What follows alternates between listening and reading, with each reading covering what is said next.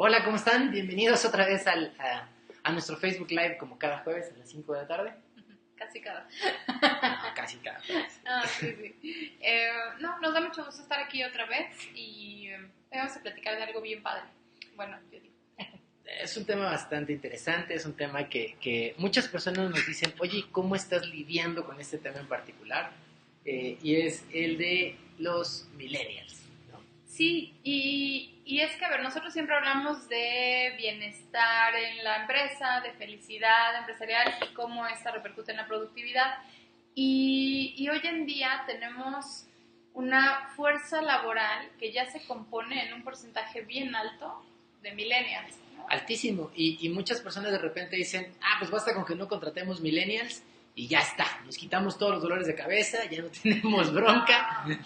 Y lo interesante es, digamos que fuera cierto, ¿y con quién vas a trabajar? O sea, porque la generación que sigue, quién sabe cómo venga, por lo menos Y ya... se tiene una percepción como de que no se comprometen, es que no trabajan igual, es que claro, o sea, y embona muy bien el que hablen de felicidad para ellos, pero pues claro, entonces no hay nada del otro lado y la productividad y...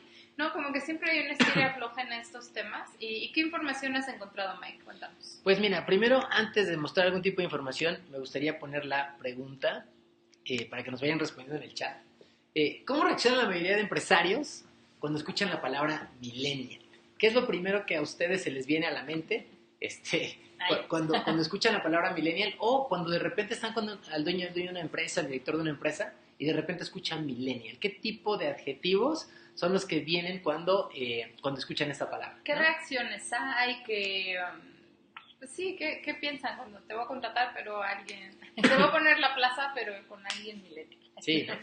¿Qué es lo que se Yo escucha? la verdad he escuchado de todo. O sea, la verdad es que en mi caso he tenido la oportunidad de trabajar con muchos millennials y a mí me encanta. O sea, a mí me emociona porque son un reto en muchos aspectos, pero una bendición en muchos otros, ¿no? Sí, O sea, claro. la verdad es que a mí me gusta bastante esa generación, pero tiene un twist, piensan distinto.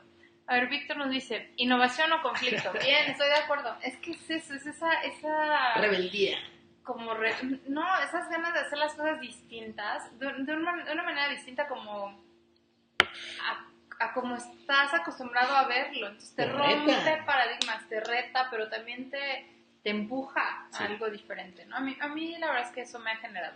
¿Quién más por ahí nos dice? Ahí vamos leyendo sus respuestas. ¿Tú qué? Pues mira, de la investigación que me decías de qué fue lo que hice, primero investigué qué es un millennial. Resulta que nadie se pone bien de acuerdo de dónde a dónde, lo cual me frustra mucho porque luego yo no sé si soy o no soy, pero más o menos coinciden, no la gran mayoría, pero más o menos en promedio, son aquellos que nacieron entre 1980 y el 2000, muchos dicen 1982 y 1997, entonces, algunos dicen que un poquito más, un poquito menos. Yo creo que la gran diferencia, de lo que yo he estado como investigando, la gran diferencia es el tema de cómo te tocó vivir con relación a la tecnología. Correcto. Y entonces, en generación X, yo soy X, y a veces me identifico más del lado de millennial, a veces no, pero no vivíamos con tecnología en nuestra infancia, o sea, no la había.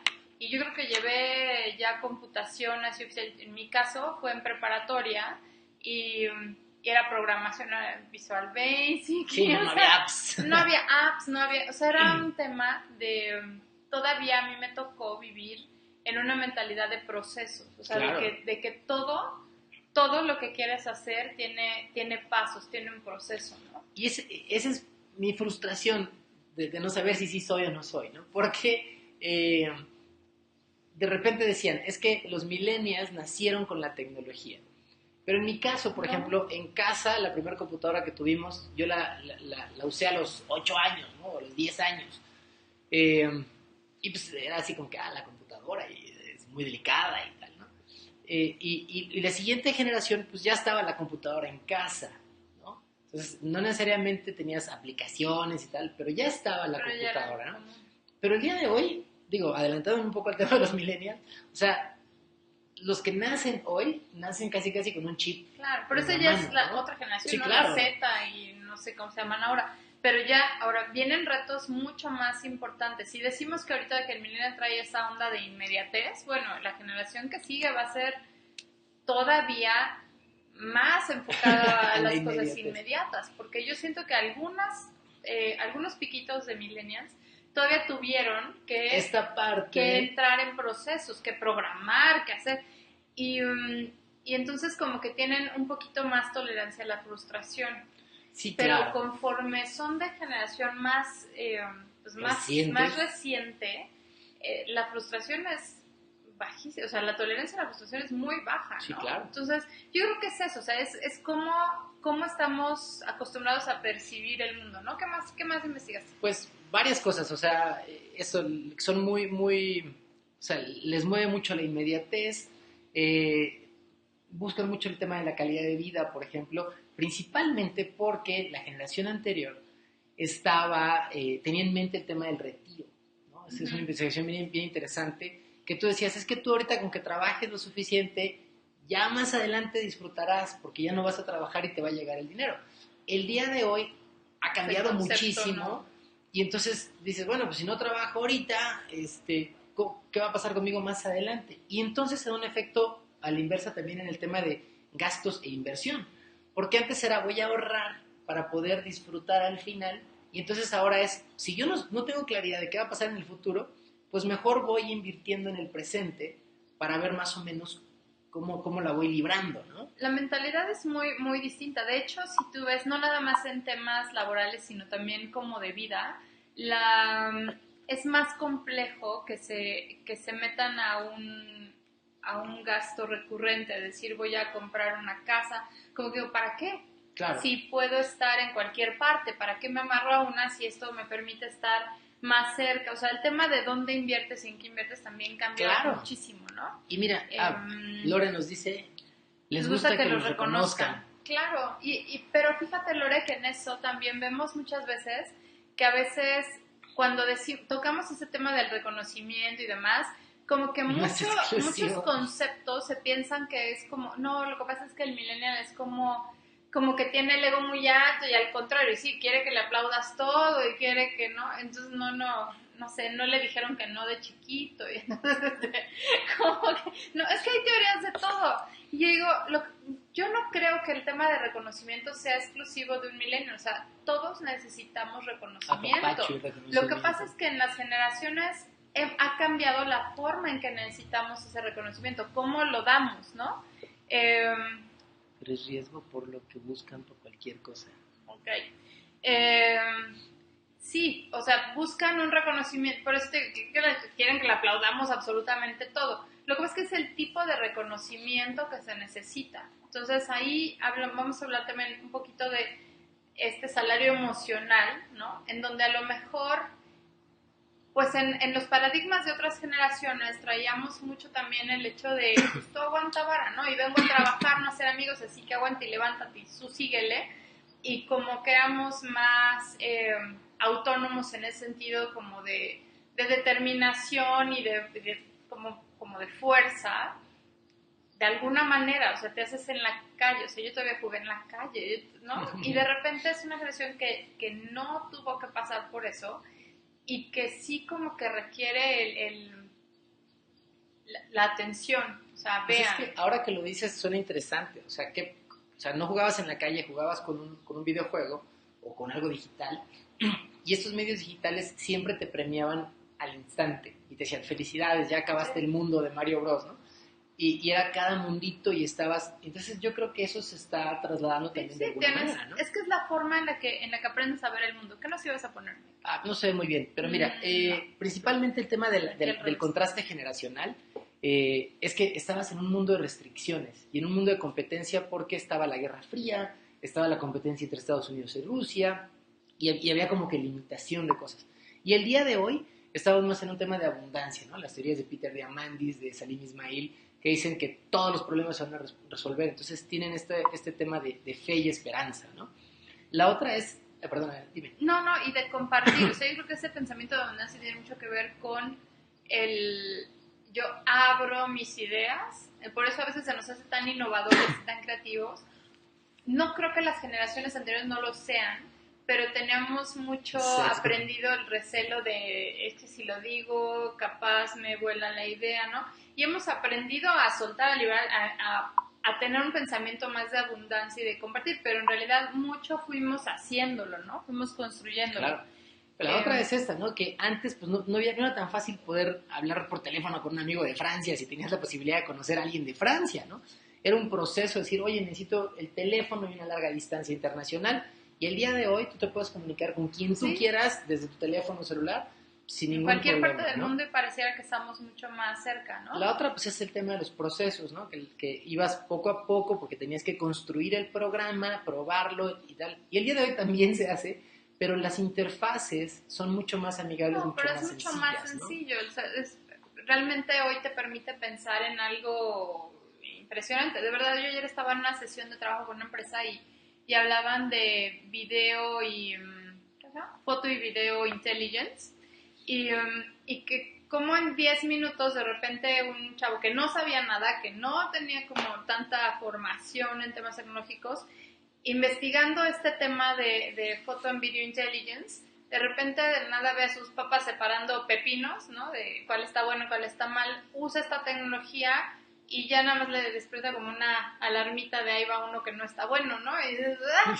O sea, eso no lo pensabas posible, había que separar frijol por frijol, o sea, Frijol por frijol, me tocó. había que ir haciendo cada cosa, o sea, no pensabas que un dron, ¿no? Iba a estar viendo ahí, podía seleccionar por ti. Claro. Entonces yo creo que sí cambia mucho el mundo en el que estamos viviendo hoy, pero es muy importante tener esa diversidad de pensamientos, ¿no? Y la estadística está interesante porque de repente, por ejemplo, Tere nos dice, es que se piensa que no son comprometidos, pero yo creo que sí. Yo también creo que sí. Lo que pasa es que no se comprometen con cualquier cosa. Y de repente, también en otras generaciones éramos más de, pues, porque soy responsable, o sea, porque lo tengo que hacer. Es mi cruz que me tocó. Porque es la cruz, ¿no? O sea, tal vez no tanto como la cruz, esa es todavía otra generación, pero sí creo que en un tema de simplemente por el deber ser. Claro. Y como que tenías mucho la idea de, bueno, sacrifico unas cosas y después vienen las otras. Y aquí como también poner arena, como que le das prioridad a tu vida. ¿Por qué pasa eso? Entonces llegas a un ambiente laboral en donde hay una exigencia del deber ser, por ejemplo, una típica, tienes que estar aquí de tal hora a tal hora. Y donde yo a lo mejor tengo otras formas de resolver el mismo tema, de tener en mi casa, en mi computadora, en otro país o en otro lugar, y decir, ahí te lo resuelvo y tú me quieres tener aquí de tal hora a tal hora. Encerrado. Y te voy a preguntar, ¿por qué? Ay, eso las generaciones pasadas no lo preguntábamos. O sea, era, pues tengo que estar aquí, punto, y ya. Y para lo que se necesita, porque hay un intercambio monetario, y entonces yo estoy aquí. Dijiste lo importante. Pero ahora ya no es un intercambio monetario. El cuestionar, ¿no? Porque Sí. antes era imposible, y hasta en películas se ve de que va a cuestionar al jefe, ¿no? Y ahora es hasta algo que se busca, ¿no? Que reten al jefe o al líder para poder innovar y poder tener estas nuevas tendencias, Se busca, ¿no? entre comillas, o sea, tú lo buscas, yo lo busco, pero lo ves en la gran masa y no, o sea, todavía es como, híjole, es que está muy rebelde, ¿no? O sea, es que no me hace caso. Estamos muy acostumbrados a No me trabajar hace de caso. una manera diferente, ya que no nos cuestionen. Y es desde la educación en casa, o sea, yo tengo una hija preadolescente y sí, o sea, es que te reta todo el tiempo y haz de cuenta que es esa relación, porque tú quisieras que fuera como cuando era chiquita, haz esto, pues no.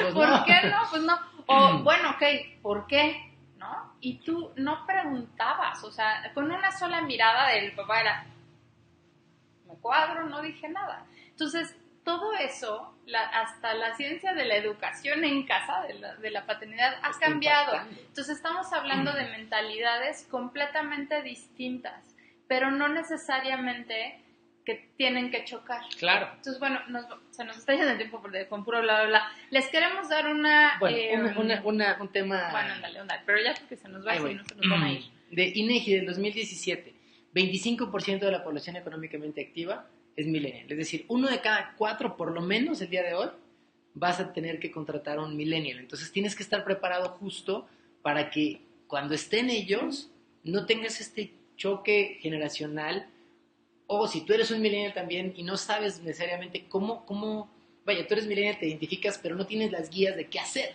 ¿no? Entonces vamos a darles un acrónimo el día de hoy padrísimo que se llama IMPACT, para justamente impactar en el equipo de esta generación. Y lo diseñamos así con estas letras, o sea, con Impact, porque si hay algo que hemos visto en las grandes diferencias que hay en las generaciones, es que hay un interés importantísimo de generar un impacto. O sea, yo ya no quiero nada más hacer por el deber ser. Quiero hacer cosas que generen impacto. Impacto, algunos con una visión de cambio del mundo y si no, con una visión de cómo esto impactó alrededor. Pero si esta generación milenial no se conecta con algo en lo que está haciendo y no le encuentra sentido, lo va a dejar. O sea, no es alguien que va a decir, bueno, lo hago porque lo tengo que hacer, porque aquí estoy, porque voy a avanzar en mi carrera. No va a pasar. Entonces es bien importante esa primera diferencia, ¿no? Entonces vamos a hablar un poquito de impact. Manejan límites muy relajados, se dirigen al mundo de forma muy diferente. Sí, Miriam, la verdad es que sí, porque sí, los límites han cambiado. O sea, antes vivíamos en un mundo de muchas más restricciones. Y es cierto, o sea, no nada más en el sentido de límites de lo que puedes o no puedes o debes o no debes hacer. O sea, no hay límites, no hay fronteras. O sea, literalmente Facebook, no hay WhatsApp, fronteras. No el teléfono celular. Te borra esas fronteras, no hay límites y eso se traslapa a todo, a cómo vivimos, ¿no?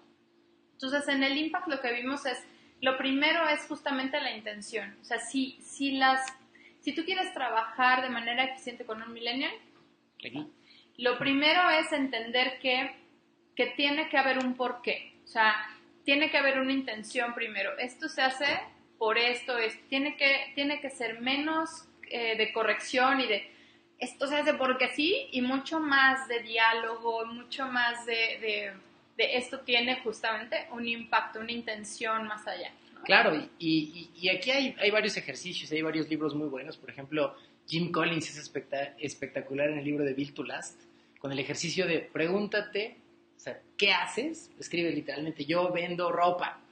Bueno, ¿y eso por qué es importante? ¿No? Y en todas estas preguntas eliminar la parte monetaria, o sea, simplemente cuál es el impacto que tiene vender esta ropa, por qué es importante. Y luego como niño chiquito, ¿y eso por qué es importante? ¿Y eso por qué es importante? ¿Para quién?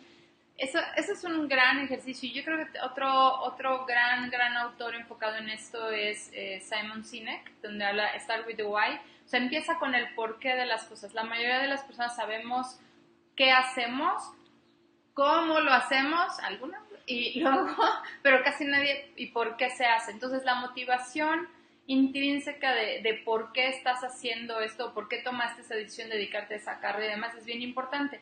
Y en el trabajo no solamente es el por qué fundamental de por qué es importante lo que hago, sino cómo lo vinculas a tu propia vida y tus propios niveles de relevancia. O sea, no todo tiene que ser, insisto, cambiar al mundo. Puede ser simplemente, si yo hago esto, que aunque no me cae muy bien estar metiendo todos los días esta información, pero si yo lo hago diario, no voy a salir tarde el último día del mes, ¿no? O voy a poder tener la chela del viernes. Entonces, a esos niveles más abajo. Sí, ¿no? pero al final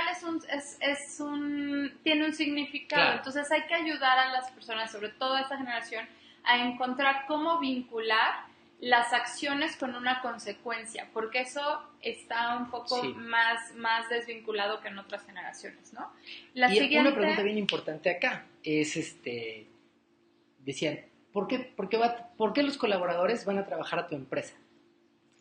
Si la respuesta es, para que mi jefe se haga más rico, pues va a ser complicado que la gente esté motivada, ¿no? Sí, y la gran mayoría piensan, o sea, eran 6 de 10, ¿no? Según las estadísticas, piensan que el único interés de una empresa es solamente el monetario, ¿no?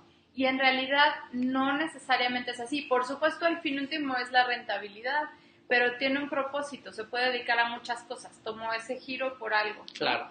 La segunda es Manage by Objectives, es decir, administra por objetivos. Y aquí me gusta mucho platicar del libro de Team Success Handbook de Dan Sullivan, que dice que los empresarios o los emprendedores están arriba de la línea del riesgo, es decir, están a través de objetivos y a través de los objetivos pueden tener una remuneración o no. En cambio, los colaboradores muchas veces están debajo de esta línea del riesgo y lo que hacen es esfuerzo y tiempo, ¿no? Entonces, la denominada hora escritorio,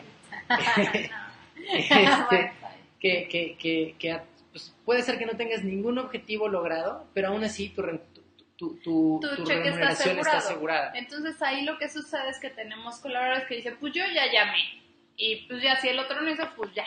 Y yo ya hice, y yo ya... No, o sea, realmente ahí para empujar a las personas a una accountability, a una responsabilidad, tiene que haber una administración no por tiempo, hora, escritorio, sino que tiene que ser por objetivos. ¿Cuál es la meta a lograr? Y eso nos va a ayudar a reforzar el impacto que tiene lo que haces y a mantener a las personas enfocadas. Con la siguiente justamente que es pasión. La pasión dentro de esta generación es muy importante, pero tenemos que entender que no es cualquier pasión, o sea, no se trata nada más de, ay, es que me encanta, o sea, no nada más por ahí. ¿Cómo? Así no lo voy a repetir.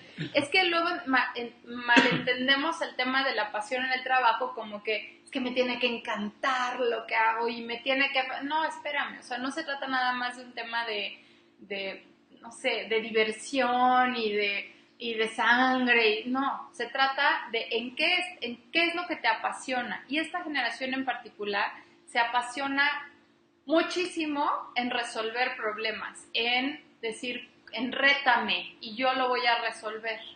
Y estamos muy acostumbrados en otras generaciones a contratar a alguien para decirle qué hacer y para yo ser el jefe superhéroe que les responde todas las preguntas. Entonces hay que cambiar ese paradigma y decir, a ver, ahora yo no te voy a resolver los problemas, sino te voy a poner retos. Un reto. Y quiero que tú encuentres con qué recursos cuentas, con qué tiempo cuentas, cuáles son los distintos escenarios, qué opciones tienes para que puedas encontrar soluciones.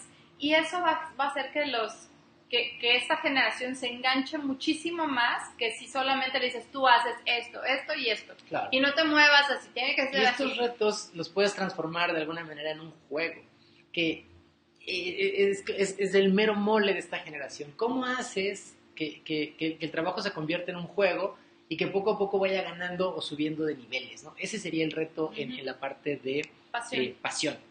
Ahora, la A la vemos con appreciative, o sea, debe ser justamente lo que decíamos hace un momento del reconocimiento, del valor, o sea, de la parte de gratitud, de la parte de estar cercano, de que sea sencillo ser amable. Entonces, para ellos es muy importante y yo creo que cada vez más para todos los demás y no solamente para ellos, el que haya un ambiente de cordialidad, donde no llegue a un espacio en donde tenga que estar defendiéndome y cuidando las espaldas y en donde haya este salario emocional continuo, que el salario emocional tiene que ver sí con el apapacho también, de decir, oye, lo hiciste bien, pero también tiene que ver con el tema de flexibilidad, de decir, te doy un espacio más de flexibilidad de que puedas hacer las cosas en un lugar o en otro, o te doy a mujeres el apoyo de poder, algunas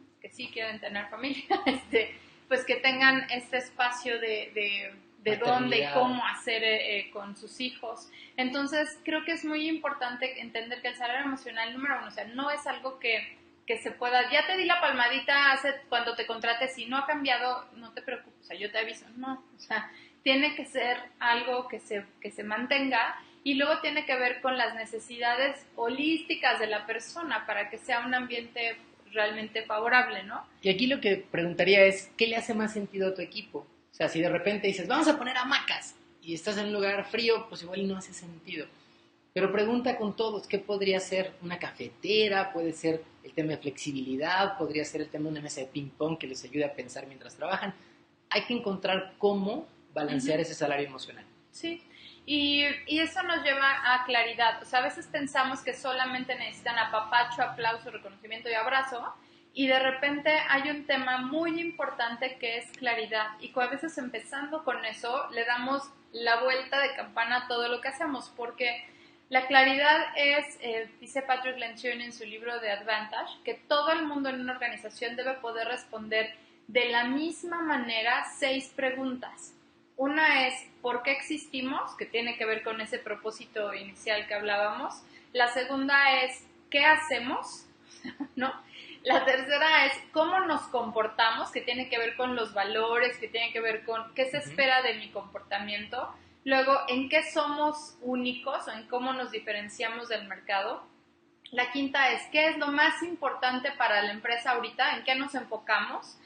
Y la última, la sexta es, ¿y qué hace cada quien? O sea, yo entender cuál es mi rol aquí. Entonces, esa claridad que cuando hablábamos de nuestro modelo E5, les decíamos en la base de la pirámide de expectativa está claridad de roles, claridad de metas, da una paz interior muy importante que es necesaria. ¿Por qué? Porque yo ya no quiero estar nada más por estar ocupando un asiento, yo necesito esa claridad. Ese mismo libro de Patrick Lencioni dice que hay 4 disciplinas de un equipo saludable, ¿no? De una organización saludable. Y la primera es tener un equipo cohesionado, ¿no? Un equipo que puedas confiar en ellos, que puedas trabajar con ellos, que puedas estar cercano a ellos. La siguiente es crea claridad. La siguiente es refuerza la claridad. Y la última es vuelve a reforzar sobrecomunica la claridad. Entonces, entre más claro sepa para todos qué está pasando, es más fácil y tienes mucha paz. Leí un experimento padrísimo que se los recomiendo que lo hagan cuando estén con familiares y amigos en alguna cena. Y pónganse a pensar en alguna canción. Y entonces tú tienes que adivinar qué canción es solamente haciendo taps, ¿no? Órale. Y entonces cualquiera diría, pues puede ser que le atinen. No. Es imposible. ¿Sabes por qué? Porque la melodía está en mi cabeza. Claro. Entonces la otra persona va a escuchar puros ruiditos, así como un código Morse rarísimo, y es muy divertido, ¿no? Y te enseña mucho porque te dice, claro, o sea, tú inventaste, o sea, tú elegiste la canción, tú sabes cuál es el tempo, tú sabes qué melodía es, pero está en tu cabeza, tú solamente estás compartiendo un pedazo. Entonces tenemos que sobrecomunicar lo que nosotros tenemos en mente, porque de lo contrario no lo van a entender los demás. O sea, no, pero nadie, eso no es generacional, nadie, pero de verdad pensamos que ya se encendió el Bluetooth, digo, pero ¿cómo no lo ¿Cómo es que no lo sabes? ¿No? Entonces, bien importante. Y la última es la confianza. Lo mismo utilizamos muchísimo aquí a Patrick Lencioni, pero con el libro de las 5 disfunciones de un equipo, donde dice es imposible tener un equipo alineado a resultados. Si, esa es la puntita de la pirámide, si en la base no hay confianza. Y una confianza que implique vulnerabilidad y transparencia, lo cual en generaciones anteriores será imposible de pensar. ¿Por qué? Porque se pensaba que los líderes teníamos que ser como todopoderoso, ¿no? Todas las teníamos que saber, era el que responde todas, el que tiene la última palabra porque se las sabe todas, y ese paradigma está completamente fuera de lugar, o sea, no debe ser, al contrario.